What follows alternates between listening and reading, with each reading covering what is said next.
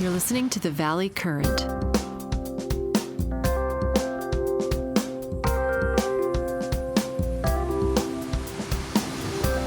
Hey, Jack, you're back in your office. I'm pretty impressed. I've been here for a while, actually. Life is back to normal. Congratulations. Well, maybe for the guys in Florida. Are you triple vaxxed? No, I stopped at number 2. So you're double vaxxed with no booster. No booster, but I did probably like half the population. Right about the first of the year, I did get the Omicron, and you got it? Yeah, most of my family and friends and everybody got it, but thank God it was like just a minor head cold, 3 or 4 days, and back in gear. Oh, maybe you're stronger and you don't need the booster then, right? I guess there's a lot. I don't know. There's probably so much we don't know yet, but a lot to that natural immunity, don't you think? So did you know you had it because you got tested, or you just think you had it? Well, no, I had symptoms, and I had been around a couple of people that said they had it. And so I went to my doctor, and he took a test, and sure enough, 48 hours, he said, yeah, you got it. So just trying to be safe, and sure enough. But if I didn't get tested, I would have thought it was just like a head cold. Right. So you were sneezing a little bit. You had a little bit of a temperature. Yeah, coughing a little bit, and a little congested, almost, sinus headache type thing. Right. Nothing really issue in the chest, but Cynthia actually got it pretty bad. She was down for about 2 weeks. So that was maybe long COVID. Yeah, she had it. She got hit pretty hard. The rest of my other daughter had it. Her boyfriend had it. Several family members. No one really, nothing serious other than Cynthia got hit pretty hard. She was a couple of weeks down. Interesting. Wow. Yeah. Well, we've lucked out so far. I mean, my mom, before she passed, she went to the hospital. She got it at the hospital. Oh, can you believe that? I do. She got it at the hospital, and then they discharged her saying, "Oh, you have to quarantine her." Man, you gave her the COVID. She was there for a while, and they were like, "Yeah, we can't do anything for her, but she has COVID, so you should really quarantine her." Oh my! And so it's like, you go to the hospital. I tell you, my grandmother, bless her soul, she lived into her 90s on my dad's side. My dad's mom, she used to say, "It's a good year if, number one, you don't go to the hospital. Number two, you don't go to jail." So no sickness, no criminal case. And 3, you don't have to go, and you don't have to go to court. That was the third one. Like, you don't want to go to jail, you don't want to go to court. Like, no incident involving any institution. Oh man, I'll tell you. There's a lot of wisdom there, right? But in Italian, there's like a saying in Italian. It's very funny. It's like a good year is, and it has 3 lines to it. I'll find it because she had a plaque. Yeah, we grew up in similar families. My great-grandmother, my grandparents were from Sicily, so was my great-grandmother. And She was this short little lady, but you didn't mess with her. She was mean. Right. And she used to, she was funny. She would tell she would call my older brother, Chris, and my cousin, who was a couple years older than me. She would tell them in Italian, "You're no good. You're no good. You guys are up to no good." And she would say that Joe's the priest of the family. You were the good boy. Just didn't see what you were doing on the side, Joe. That's all. I didn't see it. You were good at hiding it. That's right. You were good at hiding it. So how are you and Lee? How are you and Lee doing? How's it going out there? Well, we're good. I mean, I was going to ask you, has this Ukraine thing kind of changed the rates for home loans and done anything in the markets from an interest rate point of view? Well, the rates are going up pretty steadily. And then this Ukraine thing, actually the bonds, some of the money's kind of going back into the safe haven. So the bonds are rallying a bit today. We'll see, we'll see what kind of extent. You would think that if you look at historically, any kind of major, war, economic downturn, recession, that kind of stuff usually spells lower rates. Lower rates. But now it's just weird thing, right? Because we've been thinking inflation, but now there's some people thinking the whole thing could flip. We could be looking at a recession, maybe. I don't know. Well, the gas pump rate seemed I mean, I remember Florida gas was under $2 a gallon when I first came out here a couple of years ago. Now it's close to 4, and I think in California it's probably close to 5, right? 5. It's 5 easy. And you know, when you have a truck, and a lot of people have trucks, you know, these big pickup trucks with like 80-gallon tanks. Yeah, it's like a $400 bill to fill your tank. I mean, it's a big tank, it's ginormous, but these trucks only get like 12 miles to the gallon, and they have these big extra tanks. But it's a pretty stiff bill, even at $4 a gallon. It's still 20% less. right. But I think we're going to see, and I listened to Biden's speech today, and he's sort of saying, you know, we just have to live through the price of oil going through the roof as different supplies get cut off and the markets have to adjust, because they're not going to buy any oil or gas from Russia. I just don't know. Of course, probably the Chinese will buy a lot of stuff from Russia, so maybe it won't make much of a difference. It does seem kind of funny that the minute he got in the office, he kind of shut down pipelines and was totally against like oil and natural gas. And now you wonder if they're second thinking that, or they're just on their mission, so they don't really care. I don't know, but the thing that really occurred to me, which is a real contrast, is back in the 70s, I remember when Nixon decided to cozy up to China, everyone was shocked because we were in the Vietnam War.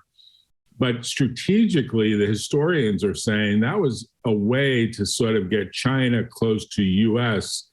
and keep it away from Russia. Interesting. Now it's like flipped.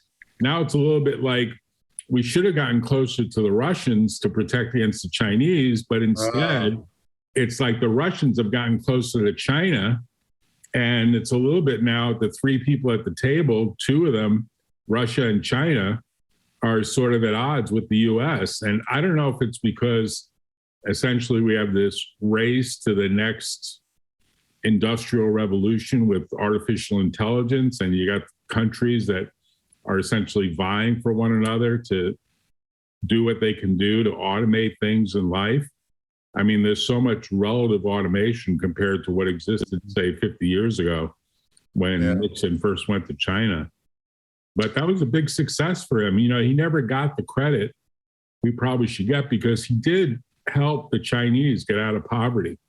That whole renewal of that Cold War that existed with China that was opened up by Nixon, that kind of changed things for the Chinese. And lots of deal making happened. A lot of manufacturing went off to China, and China became a real industrial giant and pulled like 50% of its population 50 years ago was in poverty. So I think it's less than 5%, maybe lower than the US at this point. You wonder if, now that you mentioned that, you wonder if part of Putin's, let's call it, sense of confidence is coming from a tight relationship with China. Yeah, he's renewed. He's gotten closer to China. They sell a lot of wheat to China. I don't know if part of this Ukraine thing is to control some of the crops that come out of Ukraine. I mean, part of it probably has to do with this buffer zone that he's been complaining about. I mean, you know, geographically, if you look at the Ukraine and you look at sort of the geography of Ukraine to Russia, it's pretty flat. It's, you know, if you compare the geography of the US, I mean, we're bordered by oceans and, you know, we're pretty, geographically, we're pretty stable. Right. You know, a march from the west east is a pretty direct march. So Ukraine is like a buffer zone. And I guess his worry is it goes to NATO. I'm not trying to make the case for him, but I think his worry is it goes to NATO and NATO moves a bunch of missiles and whatnot. It's a lot closer to Russia. Now, these days, these missiles go pretty far. So whether it really matters or not is another question. I think he's going to take the whole thing. I don't even think it's going to be like this small incursion. I think he's going to basically topple the capital and change the government and basically make it the equivalent of another Russian. You could say it's like the USSR is being reconstituted at this point. The other thing that came up, which really makes a lot of sense, that makes your point even stronger, is that There was rumors several weeks ago that because of the relationship with Putin and China, that he was going to put off this invasion until after Olympics were done. Yeah. Look at that, right? Yeah, it's like, don't ruin my Olympic closing. Come on. I mean, that had to be the most underwatched Olympics of all. Oh, I know. Yeah. I mean, I watched a couple of ice skating things, but I remember when I was a kid, the Olympics were a really big deal. It was a big deal. You watched them intently, but this year it just seems like there's too much politics and too many other things all going on. Of course, there's no one in the stadium because people are probably worried about getting sick. Yeah. So it limped along. I don't know how it did from an advertising point of view. It must be one of the worst TV draws of all Olympic time, right? Yeah, I understand it didn't do well at all anywhere across the board at all. You must be. I was thinking about you the other day. You must be happy about the timing you purchased your property over there in Florida. Huh? I tell you, we've seen unbelievable. I mean, I could tell you stories of properties that we saw that we thought were overpriced when we saw them. They're getting like double the price now. And it's, they can't make them. There's a lot of new housing starts here. There's still a lot of land. Yeah. And one thing about Florida is it doesn't have the density of California. I mean, if you look at Silicon Valley, it's like every square inch of dirt taken up. has something on it. Florida's got a lot of farmland that, still farmland, and some of it's being converted, land that's basically been just empty for a long time, waiting for something to happen. And you could just see it's gone full gear ahead with the kind of construction that they do, and they do it fast. I mean, stuff goes up really fast here. Is DeSantis kind of the king of the world right now over there in Florida? Well, he's actually a pretty smart Harvard Law School guy. I mean, he's definitely sharp, but he's got strong views on a number of topics. And it's very Trump-like, but without what I would call the bluster, about the bullshit. Right. I mean, I'm not a big supporter, but I do think from a Republican point of view, he could be a candidate. I mean, he could be because he's got some polish. Right. I think he could run and he could debate well. I watched Biden today, and I have to say, it wasn't a very forceful speech, if you ask me. I mean, he made his points, but it was pretty scripted. And, one reporter asked him, well, why don't you lock up all of Putin's assets? You must know. And he just said, we're not getting to that yet. Like, he didn't have a good explanation for why they're not doing that. Like, Putin's got a lot of assets all over the world. He's probably the richest man in the world, right? He just doesn't instill any confidence, right? With his body language and his tone, and right. I mean, look at what he's up against. Here's a guy. Here's Putin. He's 69 years old. He's an exceptional chess player. He's an exceptional intelligence officer. He's an exceptional pianist, and he knows kind of how to play the negotiating game like 3-4 steps ahead. You put him in a room with Putin and you say, he's going to run rings around him. I think he'd run rings around Trump and probably most everyone else for that matter. Essentially Russia lost a lot of steam when it sort of broke apart. When things broke apart, a lot of the force of Russia kind of disassembled with the various states unwinding. Right. And I think in many ways, he looks back and says, that was a failure of leadership. Yeltsin was a drunk. There's so much history of bad leadership. I'm sure he looks at it like, shit, if I were the leader, none of this would have happened. Right. And maybe ultimately his goal before he gets to retirement, although he looks like relatively young 69-year-old, if you ask me, maybe he's going to try to reassemble it. I mean, he's got Belarus under his control. He's got, probably by the end of this month, he will have Ukraine under his control. He annexed Crimea. I mean, it's not hard to imagine rolling into Moldova and a bunch of Bulgaria, a bunch of other places, and just saying, look, these are all originally Russian states. Same rationale is used for Ukraine. Mm-hmm. Essentially the same rationale. It's not hard to imagine. It really isn't. Yeah. And I don't know what we do, because to me, the signaling months ago was we're not going to put boots on the ground in the Ukraine. Like, we're not going to do that. And probably had we done it, it would have been like, is this a replay of Afghanistan? You just left Afghanistan. Are you trying to replay Afghanistan? I mean, the Russians were in Afghanistan for 10 years and literally got slaughtered there and left. We were there for like 20 years. I mean, Afghanistan is the only place that no one can seem to annex or get control over. Like, they probably have the best fighters in the world to some degree. It's weird. Amazing. It is amazing. So do you think Silicon Valley is rebooting at this point? I guess I should ask you, what are you seeing?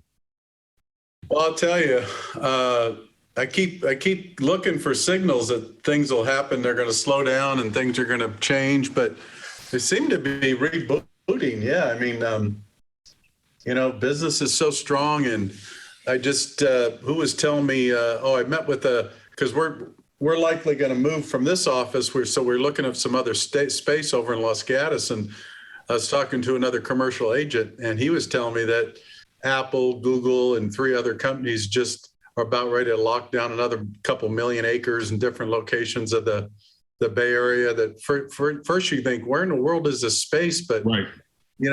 You still got some space by the airport, and you still got some space just south, like before you get to Morgan Hill and some areas like that. But yeah, I don't know. It's hard to believe. It really is. I don't.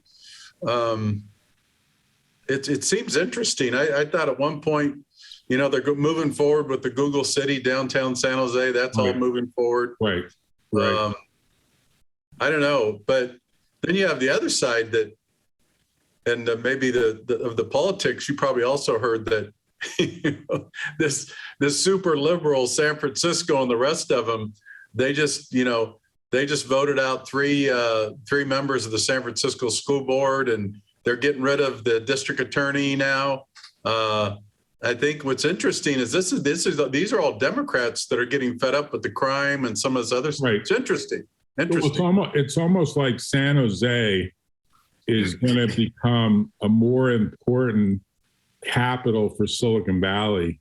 Maybe. Any idea? I mean, years ago, when I first came to Silicon Valley out of law school, Palo Alto was kind of viewed as the capital of Silicon Valley because Palo Alto had Stanford. Right. It was the northernmost city and closest to San Francisco while still being in Santa Clara County.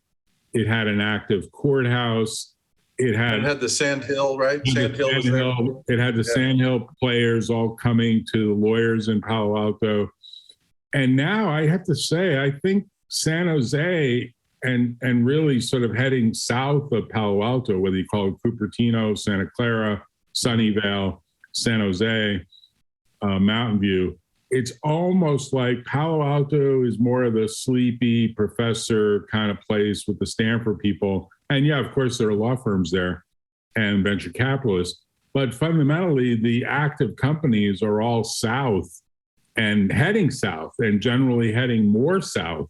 Yeah. As opposed to, I mean, some of them have gone north to Redwood City and San Mateo and so on, but most of them, I think, have really headed south. And I guess I'm just wondering, as you keep building, what happens to traffic?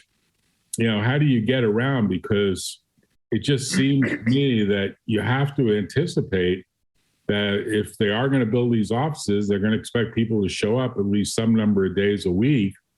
And there's going to be traffic unless these self-driving cars somehow make traffic so much better because the cars can manage to all be on the freeway in sync with each other and you get rid of the humans, right? I know that I can't speak to the other buildings, but I do know that Google Village is already under design of basically, I'm trying to figure out how to articulate it, but it's local, no local cars. Like you have to park a mile away and you jump in a bus or a tram or bicycle or I think that's smart. I said about downtown Palo Alto, they really should stage parking on Stanford's campus on the edge. There's a lot of land there. Of course, it's nice land. It's like a farm. But if you could stage the cars there and just take like a tram in or a bus or something, because the cars just get stacked up on a Friday night, Saturday night. It becomes impossible to get into downtown Palo Alto because there are a lot of restaurants there. Yeah. So I've always thought Stanford should lend a hand and say, hey, you could park your car at Stanford Shopping Center or somewhere else, and then, come in with some sort of electric vehicle, electric bus or something. Yeah. They haven't done that. I think it's overdue to do. Maybe they will at some point, but it will take some. Hey, Joe, good talking to you. Take care. Talk to you later. Thanks, Joe. Bye. Talk to you later. Bye. Bye.